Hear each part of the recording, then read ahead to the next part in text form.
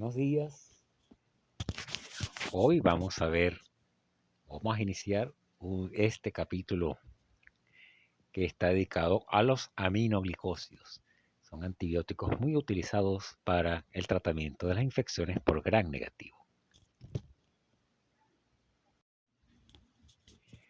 El objetivo terminal de esta actividad es que los oyentes estén en la capacidad de analizar la farmacología de los antibióticos aminoglicósidos utilizados en la terapia de las enfermedades infecciosas, resaltando su importancia en la práctica clínica.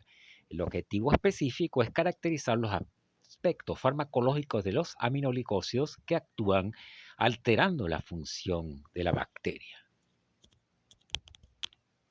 El contenido de esta actividad está escrito en la lámina. Vamos a hablar de los mecanismos de acción antimicrobiano, el espectro antimicrobiano, las características farmacocinéticas, los usos clínicos, las contraindicaciones y las reacciones adversas medicamentosas que producen este grupo de fármacos cuando se utilizan en el tratamiento de las infecciones. Repasemos algunos conceptos básicos que ya vimos en la primera clase de este bloque de antibióticos. Primero hay que definir qué es un antimicrobiano, que son todos aquellos fármacos que destruyen microorganismos, que pueden ser semisintéticos o naturales o sintéticos. Según su acción, ellos o matan o detienen el crecimiento de la bacteria, pues son bacteriostáticos o bactericidas.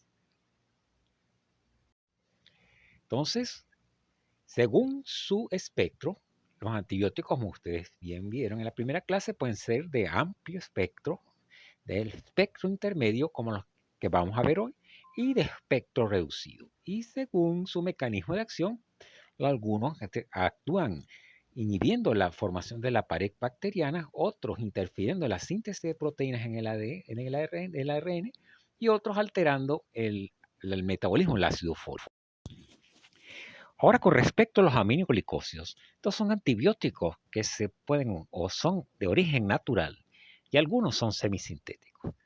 Se pueden originar de la actividad de los actinomicetos, como la streptomicina, y con la actividad de otros microorganismos como la gentamicina, la netilmicina y la tobramicina. Otros son semisintéticos como la micacina, la canamicina, y ese es el origen de estos aminoglicósidos. Entonces, en cuanto a su química, los aminoglicósidos, como su nombre lo dice, son aminoazúcares. Grupos aminos y glicósidos. Son poliazúcares que están unidos por diversos enlaces glucosídicos, como pueden ver en esta lámina, ¿no? Son aminoazúcares muy complejos y muy protonados. Entonces vemos que la estructura de algunos aminoglicósidos. Vean los poliazúcares unidos por diversos enlaces glicosídicos y con diversos grupos aminos susceptibles de estar protonados al pH fisiológico del organismo, por lo que van a estar fuertemente cargados y eso va a hacer que su distribución en el organismo va a ser dependiente de su paso a través de las membranas, es decir, no van a poder atravesar las membranas plasmáticas celulares. Ejemplo de la streptomicina, donde vemos los grupos aminos, los grupos OH. Es una sustancia muy polar, son sustancias muy polares y con cargas positivas a pH fisiológico. Eso va a determinar su distribución. Para comprender el mecanismo de acción de estos fármacos, debemos considerar la estructura de las membranas de las bacterias. Vean que los gram positivos, como ustedes bien vieron en microbiología, consta de una pared celular gruesa, seguida de una membrana, su membrana celular, con las diferentes proteínas medidas dentro de esa membrana celular. En cuanto a los gram negativos, vean la diferencia, estriban en que ellos tienen una membrana externa, en la cual consta de porinas que permiten la entrada de elementos polares al espacio periplasmático de esa bacteria y de allí aparece la pared celular que es de menos grosor que la de los gram positivos, seguido de la membrana interna, la cual deben pasar las sustancias En este caso, las aminoglicosas deben atravesar esa membrana para llegar a su sitio de acción. Entonces, vean la membrana celular de un gran negativo. Como ya mencioné, consta de una membrana externa, la cual posee diversas proteínas como las porinas que permiten la entrada de sustancias polares al espacio periplásmico de la bacteria, donde se encuentra una pared de menor grosor que la del gran positivo, seguida de la membrana celular interna, en la cual también hay proteínas que permiten el paso de estas sustancias polares. Cómo entran los aminoglicósidos al interior de la bacteria es lo que vamos a ver a continuación, pero sin embargo, tenemos que mencionar cuál es el mecanismo de acción de estos fármacos. Ellos tienen que estar en condiciones de aerobiosis. Los aminoglicósidos ejercen acción bactericida, o sea, la acción de ellos es bactericida, y participan en la inhibición irreversible de la síntesis de proteínas por un proceso activo. Es decir, ellos se van a unir. ¿Cómo lo van a hacer? Se van a unir a la subunidad ribosómica 30S. En sitios de unión específicos en esa subunidad ribosómica, y ahí van a hacer o pueden hacer varias cosas una vez que se unen a ese sitio activo. Se van a inhibir la síntesis o van a provocar la síntesis de proteínas anómalas que van a hacer que esa célula no pueda funcionar bien, esa bacteria, y muera, ¿no? Entonces, vamos a ver a continuación cómo son los pasos. Primero, debe pasar el fármaco a través de las porinas, es un paso pasivo. Y luego, de que llega al espacio periplásmico, va a entrar, a atravesar la membrana interna por un mecanismo dependiente de energía. Aquí lo vemos en esta secuencia donde el fármaco pasa a través de las porinas al espacio periplásmico y luego por un proceso activo va a entrar al interior de la bacteria para poder que se pueda unir a la subunidad 30S de los ribosomas y ejercer su acción. Entonces, resumiendo, el fármaco debe atravesar la membrana externa a través de las porinas, llega al espacio periplásmico y pasa a través de la membrana interna al citoplasma de la bacteria por un mecanismo activo, o sea que requiere energía, utilizando un gradiente de protones que allí existe. Es una fuerza en la siguiente motora o motriz protónica que hace que el fármaco, aprovechando esa fuerza motriz protónica, penetre al interior del citoplasma. Y allí, una vez en el citoplasma, este se va a unir a los ribosomas en la porción 30S y va a hacer que no detenga la síntesis de proteína o provoque la síntesis de proteínas anómalas. Entonces, una vez que el aminoglicósido se une a la porción 30S de la proteína, este puede provocar el bloqueo de la síntesis de proteínas, como ven en la lámina. O, si se estaba iniciando la síntesis de una proteína, puede hacer de que se termine prematuramente su elongación, provocando la producción de proteínas recortadas, o simplemente va a hacer de provocar la unión de otros aminoácidos diferentes a los que corresponden, provocando la síntesis de proteínas anómalas con errores en la secuencia de aminoácidos. Esto a la final hace de que la bacteria no pueda contar con las proteínas correctas y entonces se va a alterar su metabolismo e incluso la formación de la pared, porque recuerden que la formación de la pared bacteriana requiere las enzimas necesarias que son proteínas. Entonces la bacteria va a morir irreversiblemente. Entonces, resumiendo, con respecto a los mecanismos de acción de estos fármacos, al mecanismo de acción, tenemos que estos son fármacos bactericidas, esa es la acción, que es bactericida, y va a depender de la concentración del antibiótico en el sitio donde ocurre la infección. Tenemos que también considerar el efecto postantibiótico, es decir, el efecto inhibidor del crecimiento de la bacteria una vez de que las concentraciones bajan por debajo de la concentración mínima inhibitoria. Es un efecto postantibiótico. Además, tenemos que recordar de nuevo que difunden a través de las porinas de la membrana externa y luego, una vez en el espacio periplásmico, va a pasar a través de la membrana interna por un mecanismo dependiente de energía, aprovechando un gradiente eléctrico transmembrana acoplado al transporte de protones para impulsar la penetración de estos antibióticos.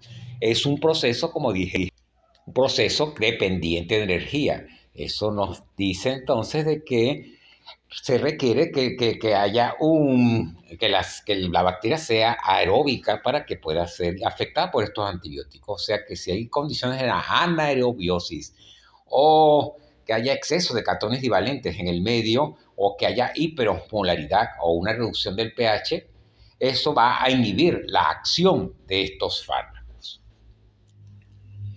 Entonces, veamos cuál es el espectro antimicrobiano de estos fármacos. El espectro cubre todas aquellas bacterias gram negativas aerobias, como Escherichia coli, Klebsiella pneumoniae, Proteus, Pseudomonas aeruginosa, y etcétera, ¿no? Citrobacter, etcétera. Entonces, bacterias aerobias gram negativas de esa lista que está. Ahora, con respecto a la farmacocinética, ya dijimos, estos son fármacos muy hidrofílicos y con carga a pH fisiológico. Se comportan como policationes muy polares. Menos del 1% entonces se va a absorber luego de una dosis oral. A menos de que haya úlceras u otro problema en el intestino, no se va a absorber por vía oral. Apenas un 1%. Ya lo dije, si hay enfermedades inflamatorias del tubo digestivo, la absorción puede aumentar, por supuesto. La administración tópica en heridas grandes también puede hacer que se absorbe cierta cantidad, pero por lo general la absorción es mínima, ¿no? Se está utilizando incluso en forma inhalada para aquellas afecciones pulmonares que lo requieran. Entonces, considerando la escasa absorción cuando se administra por vías diferentes a la parenteral, entonces debemos concluir que su administración principal es por vía endovenosa e intramuscular, porque por vía oral no se va a absorber lo suficiente o apenas un 1%. Y bueno, quizás cuando se usa en forma tópica para tratar afecciones en el sitio de la infección, pero por lo general se usan por vía intramuscular o endovenosa. Su absorción por vía oral es casi nula, a menos de que haya soluciones de continuidad. Entonces se usa por vía intramuscular o endovenosa. Su distribución es a través en el líquido extracelular, porque no va a penetrar mucho dentro de la célula. Unión plasmática proteína apenas de un 10% y, como vemos en la lámina, atraviesan escasamente las barreras. Cuando hablo de barreras, hablo de barrera hematocefálica, incluso de la barrera ocular y otras barreras que existen en el organismo. Se atraviesan mal las barreras. De hecho, en meningitis no se obtienen suficientes concentraciones en el líquido cefalorraquídeo para poder erradicar algún germen que sea susceptible a este fármaco. Entonces tenemos que atraviesan mal las barreras y su vida media es de 2 a 3 horas. Ellos no sufren metabolismo hepático, no sufren biotransformación. Ellos son eliminados en forma inalterada por la orina. En forma inalterada, ya dije, y por filtración glomerular. Entonces, su eliminación va a depender de la filtración glomerular. Eso quiere decir que si hay una disminución de la filtración glomerular, como ocurre en la insuficiencia renal, este fármaco se va a acumular y va a producir los efectos adversos graves. Tenemos que tener en cuenta de que a pesar de que atraviesa por las barreras, este fármaco tiende a concentrarse en forma importante en la perilinfa, en la endolinfa y en la corteza renal. De allí su toxicidad en esos sitios, porque se concentran allí. Debemos destacar que su margen terapéutico es muy estrecho. Los usos clínicos están aquí en la lámina. Su utilidad es en aquellas infecciones por bacterias aerobias gram negativas. Ahí los más utilizados: gentamicina, tobramicina, netilmicina y amikacina. En Escherichia coli ya hablamos, infecciones por enterobacterias, Klebsiella, Proteus, Serratia, Pseudomonas aeruginosa, etc. Sin embargo, en Pseudomonas aeruginosa, estos antibióticos pueden ser combinados con antibióticos que inhiban la síntesis de la pared celular, como son las penicilinas o las cefalosporinas. En este caso, bueno, en caso de Pseudomonas aeruginosa, es muy usual la combinación de los aminoglicosidos con carbenicilina, que es un antibiótico beta-lactámico que es específico para la eliminación de estas pseudomonas. Entonces, hay un efecto sinérgico entre estos fármacos y los beta-lactámicos, porque su acción bactericida es mayor que si ellos actúan por separado. Ya lo vamos a ver. Además, tenemos que ellos pueden ser utilizados en infecciones por tuberculosis o por bacilos micobacterias, como ven allí, y en uso tópico. Vean los usos clínicos aquí detallados. Vean cómo se pueden utilizar en infecciones urinarias complicadas, en neumonías intrahospitalarias, incluso en sepsis, en endocarditis, infecciones sistémicas graves, peritonitis, y en infecciones por micobacterias, aparte de la micobacteria tuberculosis. Entonces, vean allí, también se utiliza en forma tópica para afecciones como conjuntivitis o heridas en la piel o incluso úlceras en la piel, donde se sospeche que esté siendo colonizado por bacterias gram negativas.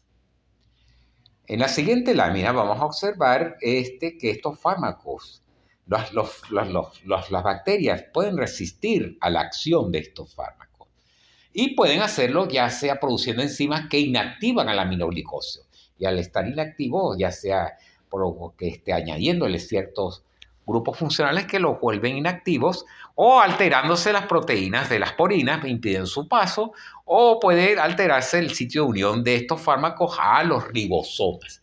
Y entonces ya si se alteran los sitios unidos a los ribosomas, el fármaco no va a poder actuar. Entonces, sin embargo, vamos a ver que el mecanismo de resistencia más extendido, el más utilizado por las bacterias, es la inactivación enzimática de los mismos, ¿no? Más que la alteración de las porinas o etcétera. Recuerden que también hay bacterias que son naturalmente resistentes. Ya dijimos, los anaerobios no van a ser afectados por estos fármacos. Ahora, con respecto a la inactivación por enzima, esta inactivación lo que provoca en ellos es que modifican la molécula del aminoglicosio, bloqueando su unión, o no se van a poder unir al ribosoma o no van a poder atravesar las membranas celulares de la bacteria. ¿Y cómo son estos tipos de alteración por enzimas bacterianas? Allí las tenemos escritas, ya la entonces, hay enzimas que son acetiltransferasas, las cuales agregan grupos acetilos a ciertos grupos OH de estos fármacos.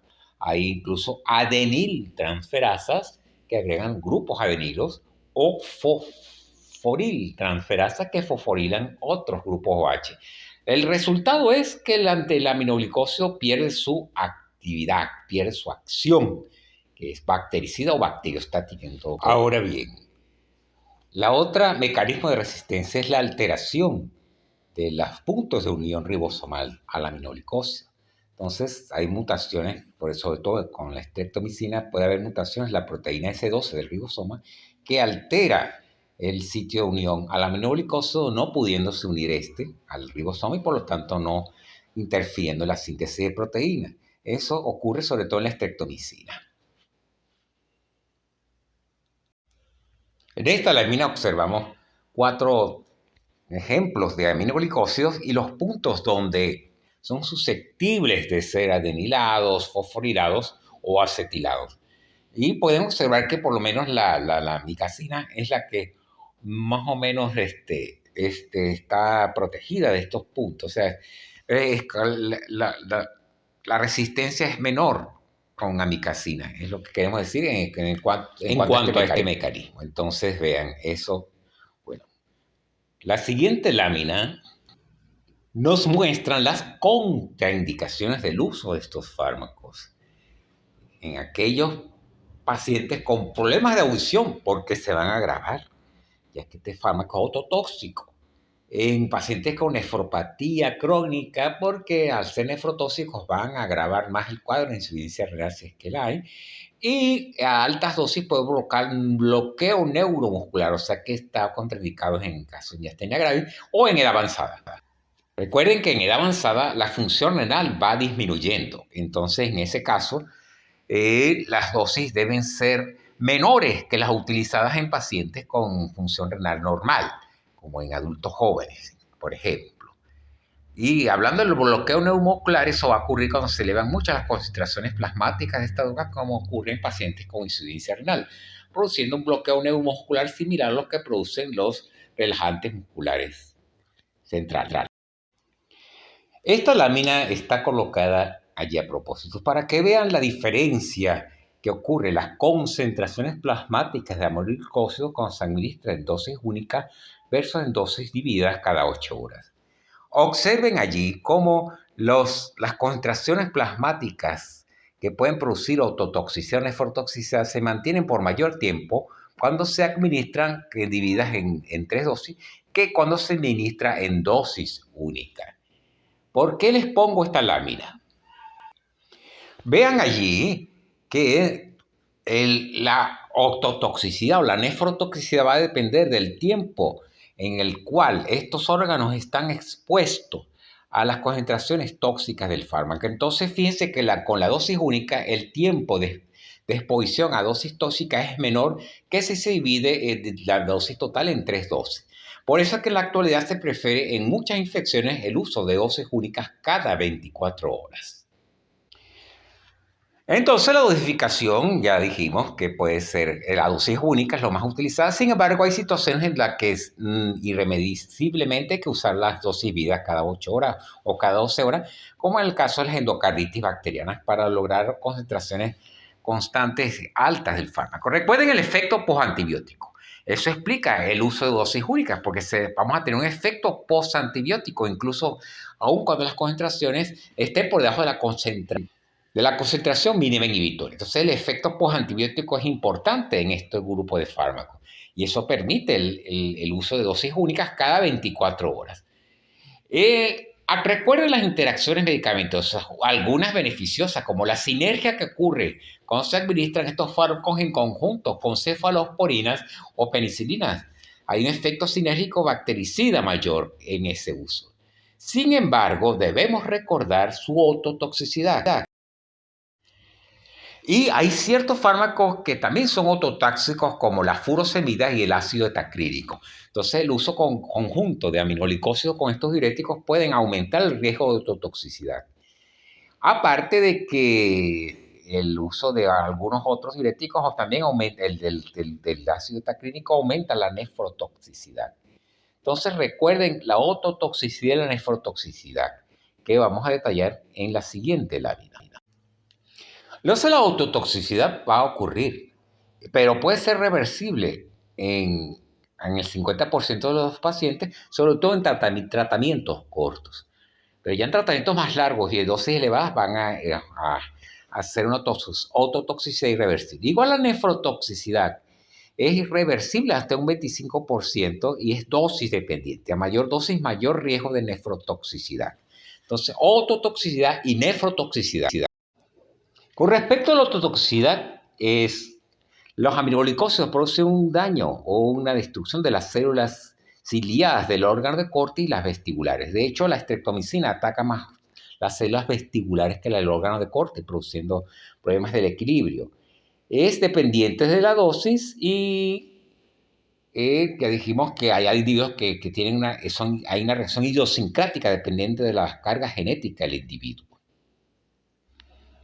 Con respecto a la nefrotoxicidad, es la mayoría de las veces reversible, pero va a depender de la dosis y del tiempo de exposición al fármaco. Ahí va a ocurrir una destrucción o una necrosis de las células del túbulo proximal con una reducción de la filtración glomerular. Y esta nefrotoxicidad puede llevar a una disminución de la función renal que puede llevar a una insuficiencia renal crónica. Entonces vean esos efectos adversos que hacen que estos fármacos posean un estrecho margen de seguridad. Un estrecho margen de seguridad. Entonces los síntomas clínicos de toxicidad coclear están dados por la presencia de tinnitus de tono agudo con deficiencias en la audición, sobre todo los tonos agudos, y los signos y síntomas de toxicidad vestibular están dados por cefaleas y moderadas a intensas, náuseas, vómitos, dificultad para caminar, por conocer el equilibrio, vértigo y nistagmo. En resumen, los efectos adversos más importantes son la ototoxicidad, la nefrotoxicidad y el bloqueo neuromuscular, sobre todo cuando se administra en forma endovenosa rápida, porque se alcanzan altas concentraciones plasmáticas que van a interferir en la transmisión en la placa motora del muscular. Hay otros efectos adversos más o menos frecuentes que allí están escritos, por ejemplo, una neuritis periférica, reacciones de hipersensibilidad, eritema, rash, etc. Algunas discrasias sanguíneas o quizás eritemas, y diarreas también puede dar por mala absorción, sobre todo cuando se usa en forma tópica para lavado intestinal, pues al matar la flora intestinal normal, bueno, van a proliferar gérmenes que son resistentes y van a producir diarreas crónicas, sobre todo por Clostridium difficile. Ok, entonces en resumen, cuando hablamos de aminoglicósidos, hablamos de fármacos activos, bactericidas contra gérmenes aerobios gram negativos, cuyo volumen de distribución va a ser solamente en el líquido extracelular porque son por compuestos catiónicos muy polares que no atraviesan las membranas celulares ni las barreras del cuerpo, como la barrera hematoencefálica, la barrera ocular, y que para ejercer su acción bactericida deben atravesar dos membranas en los gram negativos, la membrana externa a través de las porinas, que es una forma pasiva, y la membrana interna a través de un mecanismo de transporte activo de protones con una fuerza motriz protónica que va a introducir el fármaco en el citoplasma de la bacteria y va a unirse al ribosoma, la porción 30 de ese ribosoma, provocando alteraciones en la síntesis de proteínas, ya sea provocando su bloqueo total o provocando el acortamiento prematuro de las mismas o provocando la inserción anómala de aminoácidos que producen proteínas anómalas que van a producir que las células se mueran. Tienen un estrecho margen terapéutico, se eliminan por vía renal y deben ser utilizados en infecciones que realmente requieran ese uso. No en toda infección deben ser utilizados por su toxicidad. Recuerden los efectos graves que tienen: ototoxicidad, nefrotoxicidad y bloqueo neuromuscular. Espero que con este resumen, abuelo de pájaro, de las características farmacológicas de este grupo de antibióticos les sea de provecho y nos veremos en el próximo video por este mismo canal.